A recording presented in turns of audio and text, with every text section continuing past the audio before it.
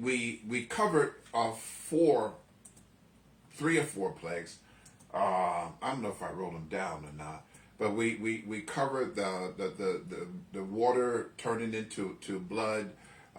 We talked about the locusts, the frogs, and the flies. And so tonight we're going to look at a couple more of these little demigods that not only were the Egyptian hooked on, but they beginning to brainwash the people of Israel to believe in these other gods. Exodus 8 and 20. Exodus 8 and 20.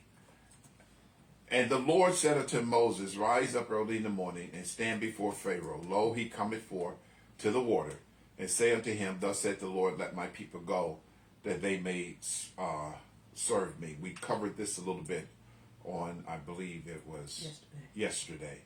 All right, so let me just pick up this fourth one about the dog flies and a couple more things. We talked about Capera and Hepri, that these dog flies and these what we call scarab beetles, how we talked about how they were looked upon as deities. The dog flies and the beetles were looked upon as deities. But the thing that I want to re-emphasize was in King James, he used the word swamp or sheretz in the Hebrew, Arab also, meaning there was different kinds or various different kinds of these flies. So now we're going to look at the fifth one. The grievous murrain. It's pronounced two different ways. It's pronounced Maran and it's also pronounced murrain. Murrian or AIN. I might as well look at it. Murrain.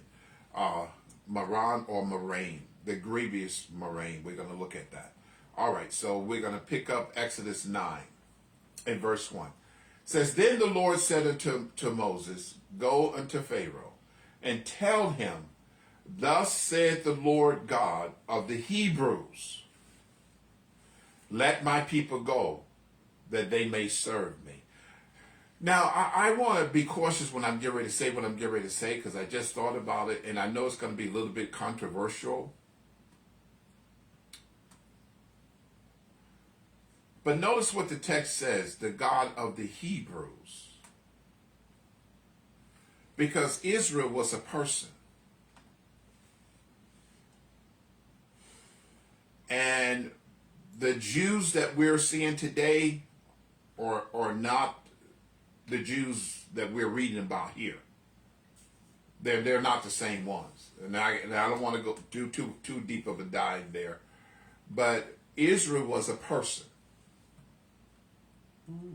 So the God of the Hebrews. I'm going to throw this up in the air, but I'm not going to deal with it. If you look at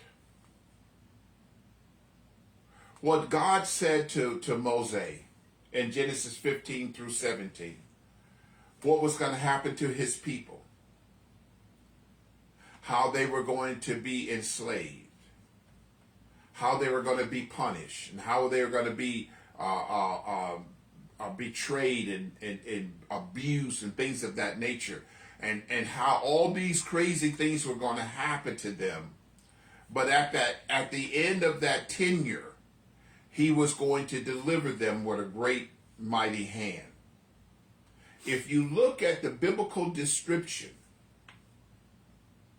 of the Hebrews that the Bible talks about, there's only one group of people that fit that description today. And I'm not going to deal with it, but I just let you think about it. All right, let's keep it moving. Verse number 2, For if thou refuse to let them go and will hold them still, God says, Behold, the hand of the Lord is upon thy cattle, which is in the field, upon the horses, upon the donkeys, upon the camels, upon the oxen, upon the sheep, and there shall be a very grievous murrain upon the cattles. The reason I'm re-emphasizing this, because when we get to the next plague, I have an issue with that one. And I'm going to see if you guys can see it. So let me read this part again. I want you guys to listen. Because when we get to the sixth plague, I'm going to have an issue with that predicated on this fifth plague.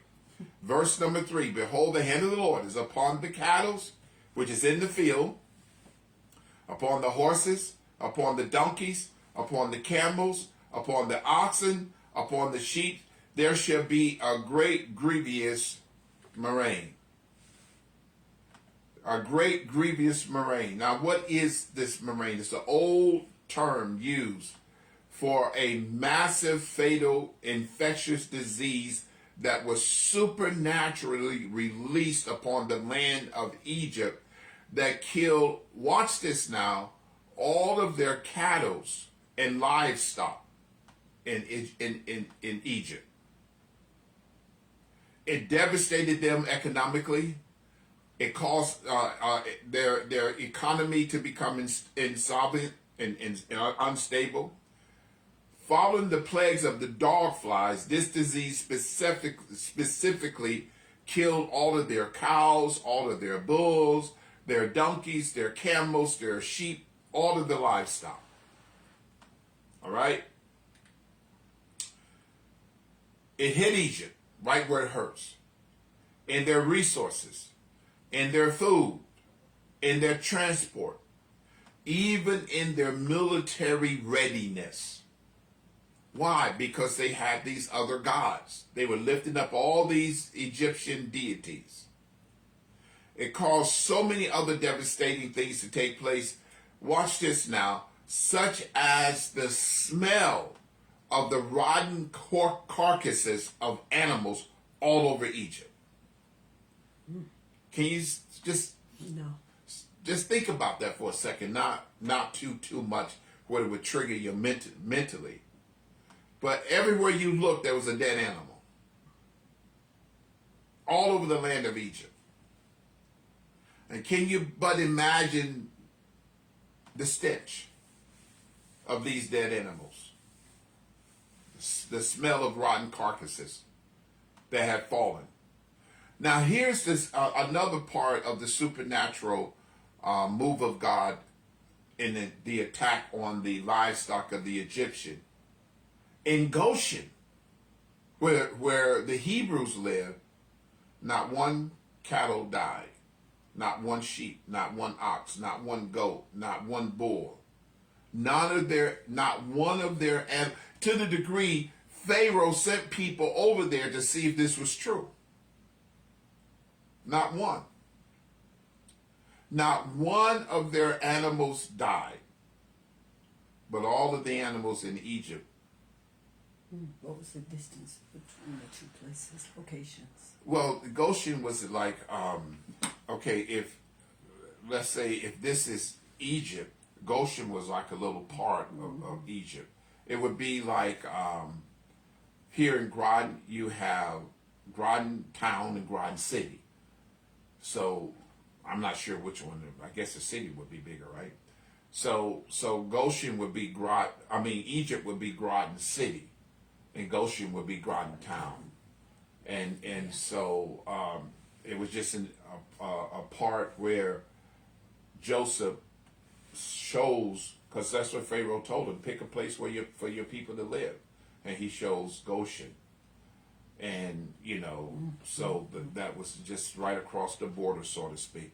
So while all this thing was going on in Egypt itself, right across the bridge, if you will, there was nothing happening in Goshen. The frogs did not invade Goshen. The lice or the flies or the dog flies or the beetles did not invade Goshen. The water did not turn into blood in Goshen. It's no difference than when Israel was in the wilderness. God built a firewall around them. For several reasons. One, to give them warmth in the cool of the night, but then secondly, to keep them from the ferocious animal, the beast, the insects, or whatever else might have been crawling around out there in the wilderness. They were divinely protected. This was a supernatural thing that happened. It was a very supernatural thing that happened. So let's read on. The Lord shall serve between the cattle, here we go, of Israel and the cattle of Egypt. And there shall nothing die of all that is in the children of Israel. And the Lord appointed a set time, saying, tomorrow the Lord shall do this thing in the land. In other words, I'm going to give you 24 hours. Pharaoh, I'm going to give you 24 hours. Let's see what happened. And the Lord did that thing on the morrow, and all of the cattle of Egypt died. They just dropped from this disease, this murrain disease. All of the cattle of Egypt died, but of the cattle of the children of Israel died not one. And Pharaoh sent, and behold, there was not one of the cattle of the Israelite dead. And the heart of Pharaoh was hardened, and he did not let the people go. So he said, go over there, check this out. Well, let's see what's happening with them in Goshen.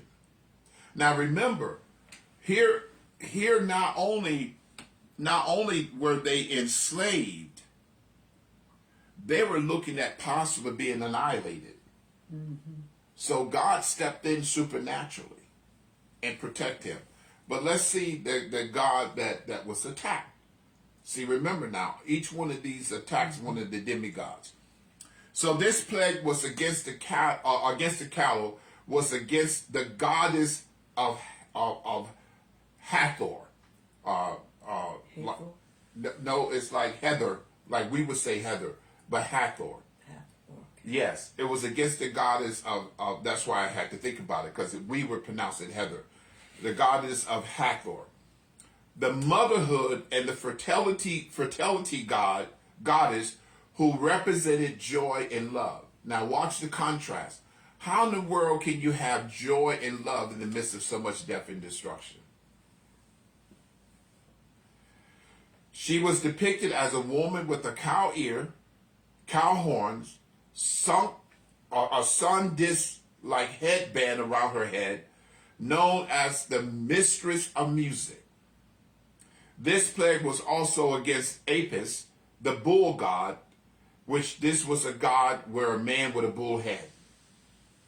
With a bull head. And they believe in these deities. They worship these deities. They sacrifice to these deities. These are, although Jezebel was from, I'm trying to think of the land where she was from. Look it up for me. Jezebel was from, I can see the name, not that. I should know this. Jezebel was from Acertate, I believe it's called. So Jezebel was that brought over these different deities, these different. She was from Sidon. Jezebel was from Sidon, but what was the Phoenician? But the god, she worshipped the Phoenician goddess, mm-hmm. and goddess and god. So she brought in idolatry to Israel. And one of those things that, of course, was Baal, that we call Baal worshipers. Now, the thing about that is Jezebel was a person who believed that her position automatically gave her power. So power was not something, and that's why she was so hard on Ahab, because to her, he was weak. He was weak. Mm-hmm. She was the one that was running, that he was the one that was wearing the crown, but she was the authority behind the crown. Girlfriend wasn't taking no prisoners at all. She was very stern, wicked, vile, and evil. And she brought all of these Phoenician idol worship and introduced them to Israel. Mm-hmm. All right? So Apis was the bull god of the Egyptian, that the Egyptian worship. So this attack was against Hathor and Apis to let them know that God of the Hebrews is the true God. The 6 plagues, boils. Boils. Let's take a look at this. Exodus 9 and 8. And the Lord said unto Moses and unto Aaron, take to you handfuls of ashes of the furnace, and let Moses sprinkle it toward the heavens in the sight of Pharaoh, and it shall become small dust in all of the land of Egypt. Watch this now. And shall be a boil breaking forth with glands upon man, upon beast, throughout all the land of Egypt. And they took ashes of the furnace and stood before Pharaoh, and Moses sprinkled it toward heaven, and it became a boil breaking forth with glands upon men and upon beasts. Watch this now. This is the part that really, really leaped out to me. Verse 11. And the magicians could not stand before Moses because of the boils. See, up until this time, they were the one that Pharaoh, the soothsayers, the astrologists, the magicians, were the ones that Pharaoh leaned heavily upon. Especially the magicians, because they were able to duplicate almost everything Moses did. So this time, not only did the boils hit the Egyptians, but it hit them. Hit them to such a degree they couldn't even go in front of Moses. They couldn't go and stand in front of Aaron. Now, all of these demigods the Egyptian was worshiping, and in some cases forced the Hebrews to worship these gods. So God is showing that I am the Lord God, and besides me there is no other. And upon all the Egyptians, and the Lord hardened the heart of Pharaoh, and he hearkened not unto them, as the Lord has spoke unto Moses. These boils attacked the false deity that the Egyptian believed was, watch this now, responsible for health, magic, and protection. So that's why these boils came. It came against the God that they believed that were responsible for their health, magic, and protection. Shakamet, Sekhmet, Shakamet, the goddess of disease healing. Watch this now. She was a lioness head goddess of plague and disease, whose powers were shown to be inferior to that of the Hebrew gods. So she was a woman with a lion head that supposedly be the one that could heal you or cause you to have disease. So God says, let me show you who's the real God here. Let me show you who's the real God. And that's a picture of her. I don't know if I could turn around for them to see it. They might not see it that good. They may not see it that good. But it's a woman. Let me just turn around anyway. It's a woman with a lion head, and they may not be able to see it. But that's Shakamet. Let's see if it pulls up. So again, they believe that she was Yeah, you can see it. she was the one that was responsible for health, magic, and protection. And they believe that. They believe that so there are times where they would have sacred sacraments offered unto these different deities. So these are like the images that they created. And they worship. Worship. And they worship these different images, these different So how gods. did they come up with the image? Oh, this is stuff that was probably passed down through the years. It's no different than,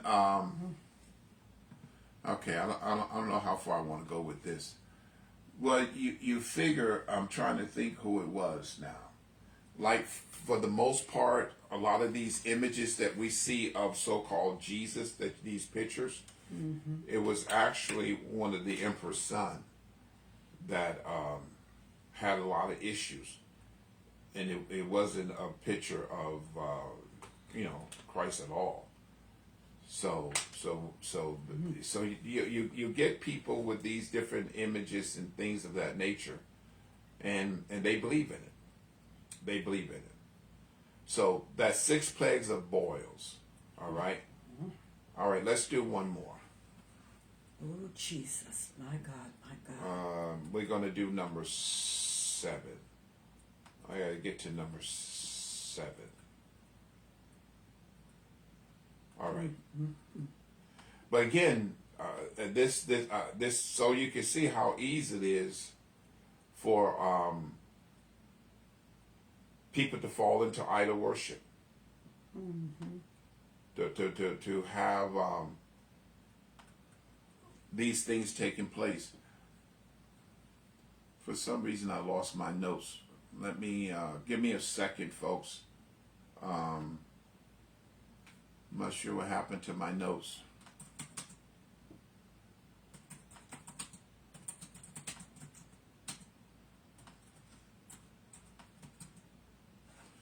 Okay. Give me 1 second here.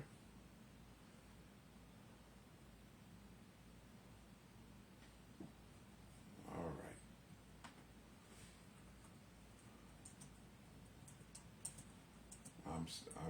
I'm with you. I haven't gone nowhere. I have not gone anywhere.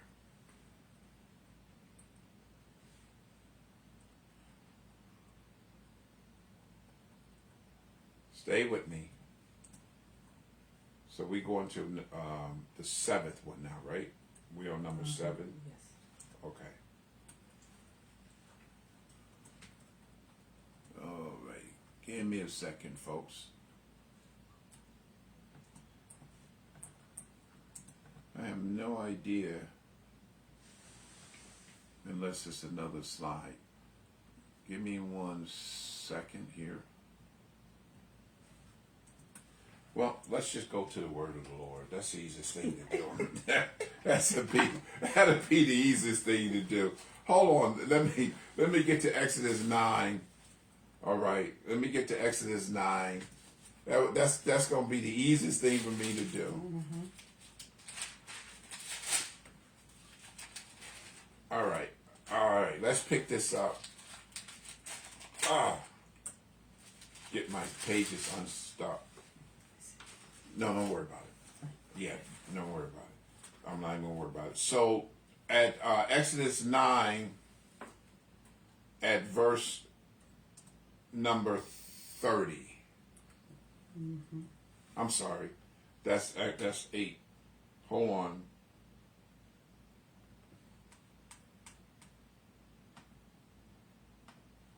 What verse did I just leave off on?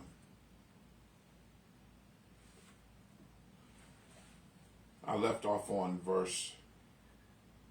All right, let's go to verse number 13. Exodus 9:13.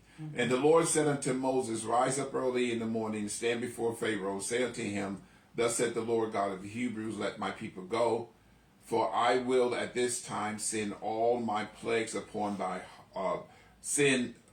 all my plagues upon thy heart, and upon thy servants, and upon thy people, that thou mayest know that there is none like me in the earth. For now I will stretch out my hands, that I might smite thee and the people, watch this now, with pestilence, and thou shalt be cut off from the earth. And in very deed for this cause have I raised thee up, for to show in thee my power, and that my name shall be declared throughout all the land, or all the earth. As ye exalt thyself, here we go. Let me stop and deal with that. Let me stop for a second and deal with that about the danger of self-exhortation. One of the danger, my brothers and sisters, as God used you as an instrument of worship, as God brings you into his presence, as God brings you into from the outer court, inner court, into the holies of holies. One of the danger is the temptation to be exalted. Let me explain this, how this would look.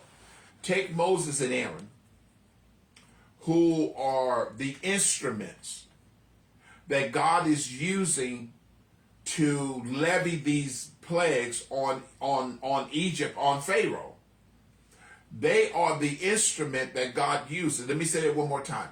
They are the instruments that God uses. So, if they are the instrument that God used, it would have been so easy for them to be lifted, to exalt themselves. To exalt themselves. I just thought about something, because remember I said that I had an issue between 5 and 6. I didn't ever tell the people what that issue was. I don't know if it would be good for me to try to backtrack. Yeah, backtrack. Because I wanted them to see the issue. Okay, I'm multitasking here. Let me see if I can go back and...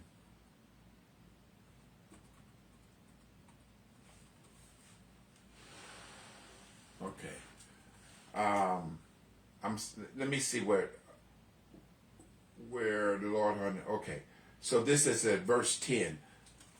At verse 10. Well, I'm in verse 13. Well, here it is here. Because I think it was 5 and 6, or was it? Let me see. Yeah, it was 5 and 6. It was 5 and 6. Stop, give me a second. The 6th plague was the boils. The boil was on the people, though. Okay, no. Yeah, it was 8 to 12. Yeah, but wait a minute. So here we go. So the 5th plague was the murrain. That was the grievous destruction of the cattle and the livestock. And that was the 5th one, right? So wait a minute. It must be the 4 and 5 then. Give me a second, folks. Yes, here we go. Here is 4 and 5. It was the plague of the dog flies and the beetles. That's what happened. So here it is. You guys got to go back and read it. Here was the issue, because the dog flies, the beetles attacked it, the people, the livestock, and so forth. We move to the 5th plague, the murrain, the destruction of the cattle. We go into the 6th plague. Watch this now. The boils that hit the people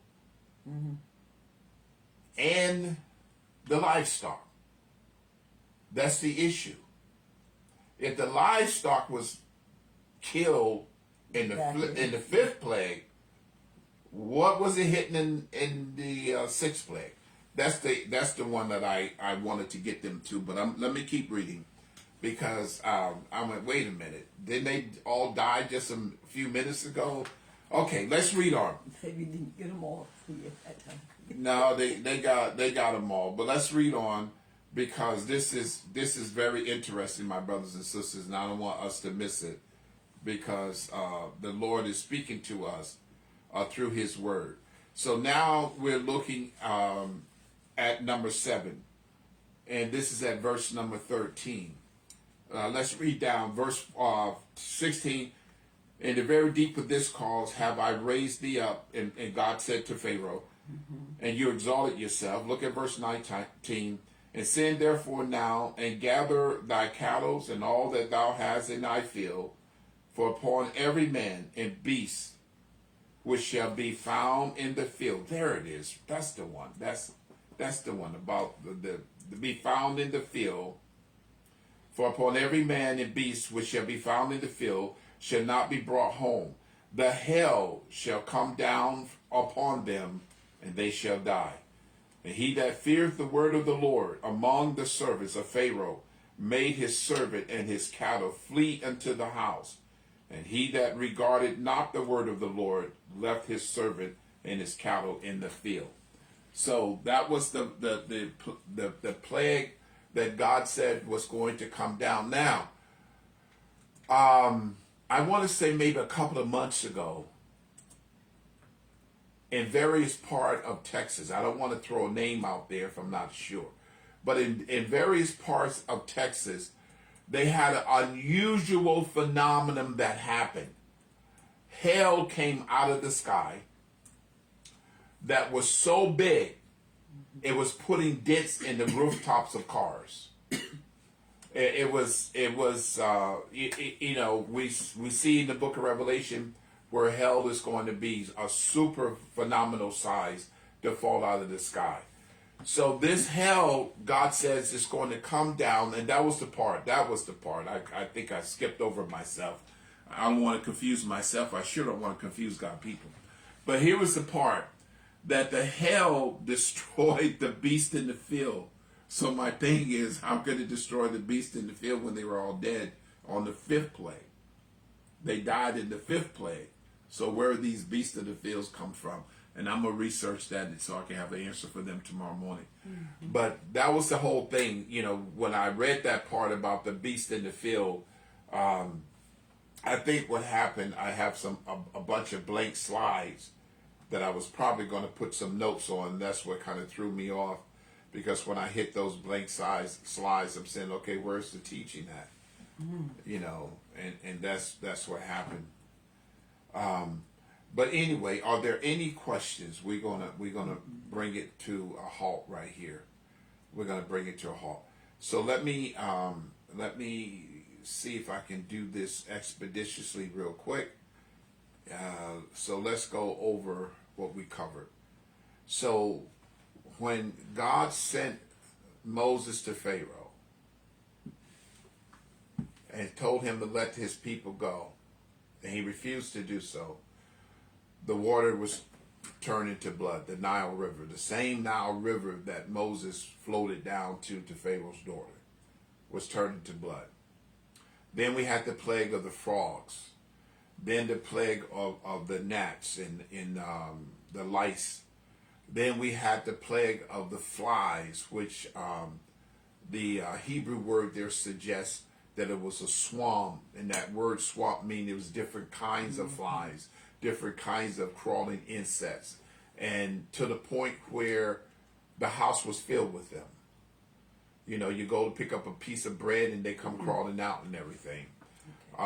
Then we had the livestock that dealt with the different deities that the Egyptian was worshiping. And then we talked about the boils that broke out on the magicians that Pharaoh heavily leaned on, where God says, I'm greater than any God that you have. And then we looked at the hell. So we'll finish up tomorrow with the locust, the darkness, and the depth of the firstborn. Now, the thing about the darkness, this darkness was so thick you could touch it. It was so thick you could touch it. So if I'm not going to go into it tonight, but let's just say that this was the borders of Goshen. That this side is Goshen, and over here was Egypt. One of the children from that was in Goshen could reach their hand over and touch the darkness. Mm-hmm. That's how dark it was. The darkness was so dark that you can touch it. You can literally feel it. And so these were all supernatural phenomenon that took place that goes against all of these little demigods due to the fact, watch this now, that Pharaoh and the Egyptian exalted themselves above the Hebrew God. Watch this now.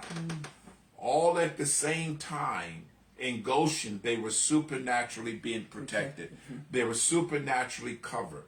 They were supernaturally in the presence of God. So when we get over to that last plague, which is the death of the firstborn, we're going to tie that into Psalms 90 and 91.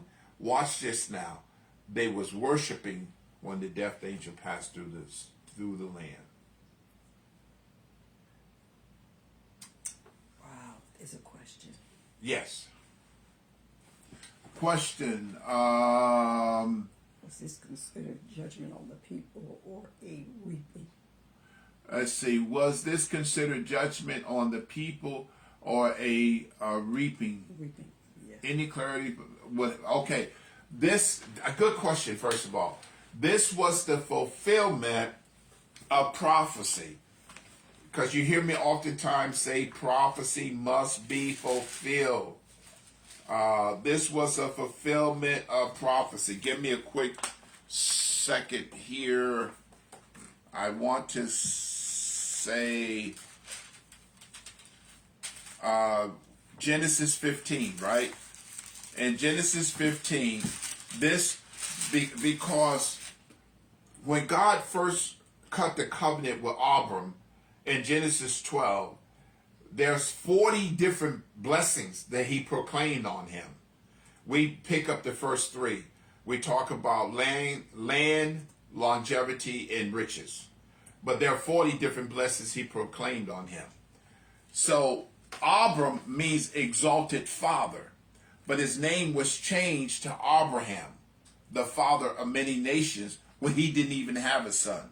So over here in Genesis 15, to expedite time, let's pick up at verse 10.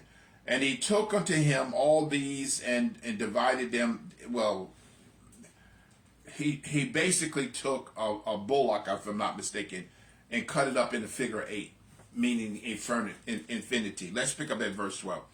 And when the sun was going down, a deep sleep fell upon Abram, and lo, and horror of great darkness fell upon him. And he said unto Abram, know of a surety that thy seed shall be a stranger in a land that is not theirs, and shall serve them, and they shall afflict them 400 years. And also that nation whom they shall serve will I judge. That's answer your judgment question.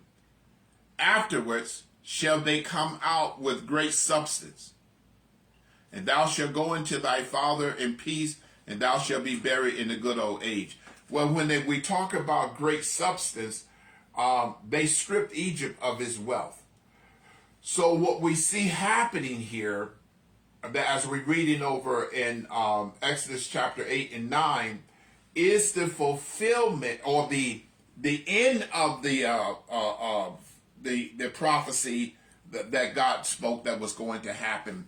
So the 400 years now has come to an end. The Hebrews were in Egypt for 400 years, enslaved for 157 years, and at the end of that tenure, God says, I'm going to bring them out with my mighty hand with great substance, which they stripped Egypt of their wealth. And so this was prophecy that was spoken out of the mouth of God that had to be fulfilled. Now let's back it up just a notch. This is why Joseph's brothers, for all intentional purpose, had to hate him. They despised him. And they despised him to such a degree they wanted to kill him. Because he had these visions and dreams and things of that nature. He saw these stalks of corn. He saw these fatted, these celestial heavens, these stars, bowing before him and everything of that nature. Well, that was part of the process that God set in motion in order, watch this now, to get Joseph into Egypt. And we already know the process he went through. That Joseph may become the protector of his people when the famine hit.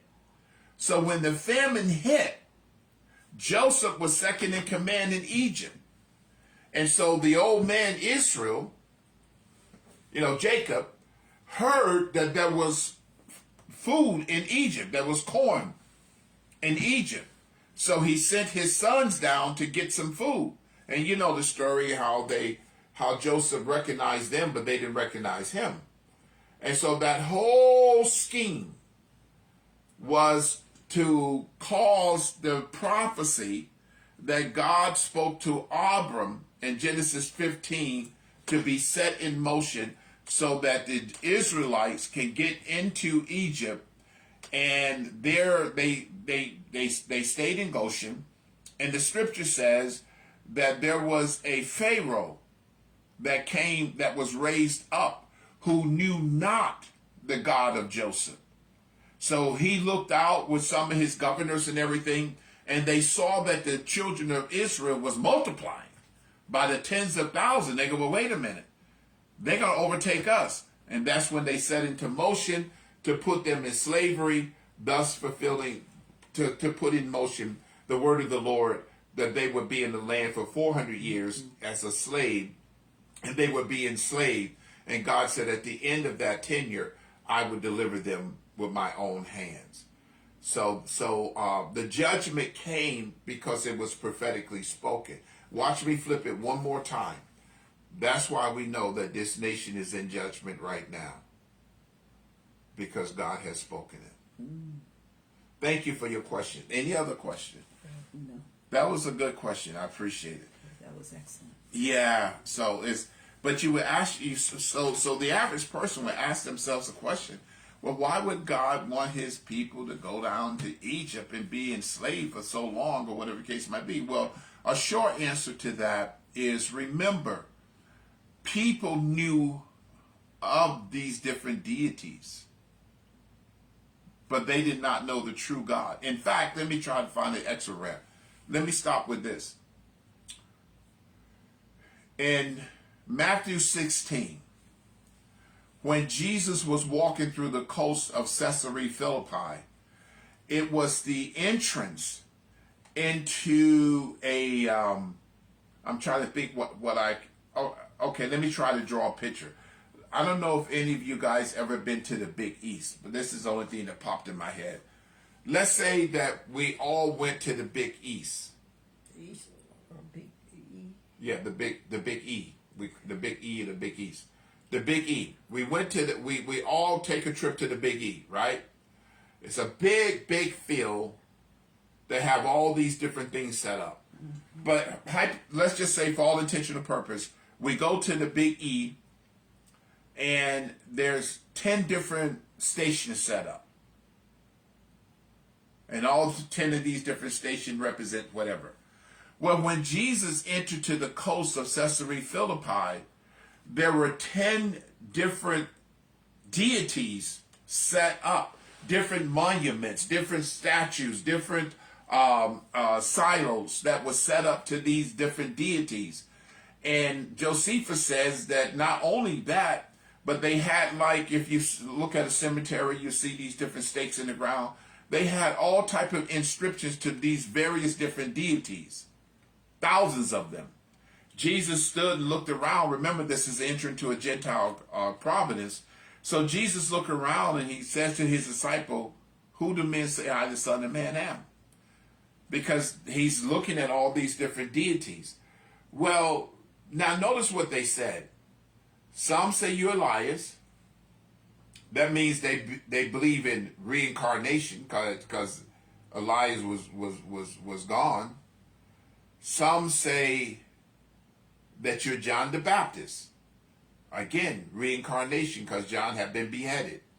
Or one of the prophets of old. Again, reincarnation, because the prophets were gone. So he was dealing with their belief system, because they didn't really know who he was. They knew they followed him because they thought that he was going to overthrow Rome. They didn't really follow him because he was the Hamashiach, the Messiah, but they followed him because they thought he was going to overthrow Rome. You find that over in Acts 1 when they ask him, are you going to establish a kingdom at this time? So again, even his disciples did not know who he was. In the Old Testament, the Jews did not know who Yahweh was. They did not know who Yod was. They did not know who Yahweh was. They knew of him. They knew about him, but they did not know him. And so when we look at these different deities and the different Egyptian god and goddess, that the Jews got caught up in worshiping some of them, because you figure we talked about, the cow You know, the goddess of the cow. Well, what did they do in the wilderness? The first thing they did was make a golden cow. I wonder where they got that from. And so and all of this is coming back to, these are the deities that the Egyptian worship. They worship these different deities. So when it comes to us as worshipers, we have to be sure that we're not putting anything else before God. Yeah. You feel me on that one? I do. That God has to be our only source. All right? So God bless you. Thank you so much. We'll pick up the last 3 on tomorrow morning. And the last one that was spoken out of the mouth of Pharaoh himself. And again, these different deities that plagued Israel. Because one of the reasons that some of them died in the wilderness, they didn't believe God. And what did they say when Moses didn't come down right away off of Sinai Mountain? He might be dead. So let's make an idol to another god.